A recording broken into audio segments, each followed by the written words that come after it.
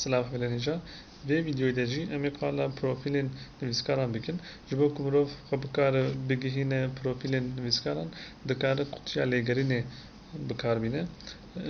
Wek ku dibînin li vir nivîskar jî dinivîse û berî nivîskar jî sembola et heye. Ji ber ku ji bo ku em nivîskarek bigerin, pêwîst e em berî her tiştî sembola et binivîsin û paşê navê nivîskar binivîsin. Ez navê nivîskar dinivîsim ku ez ê herim profîla xwe bixwe, ez navê xwe dinivîsim. Weke hûn dibînin du pêşniyar derdikevin.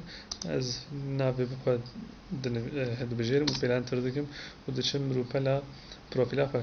Li vir gelek fonksiyonên cûr be cûr hene lê mixabin ev fonksiyon hê naaktîfin, ev hê naxabitin lê pêşiya roj de em ê wan jî aktif bikin û vê rûpela profîlê hê kêrhatîbe. Lê hinek fonksiyon jî dixebitin, weke min ku li vir em navê nivîskar dibînin, rewşa wî ya aniha dibînin ku girêdayê xwe ya dike. Em wêneya avatarê dibînin ku bikarhêna çi bixwaze dikare li vir cih bike. Weke din agahiyên weke dîroka têketina dawîn ya nivîskar tê dîtin. Hejmara peyamên giştî yê nivîskar tê dîtin. Puana karmayê tê dîtin ku weke hûn dizanin puana karmayê li gorî rêyên erênî û neyênîyê nivîskar tê hesibandin. Aniha ji rûpela profîla bikarhêneran, rûpela profîla nivîskaran em dikarin van agahiya min dest bixin.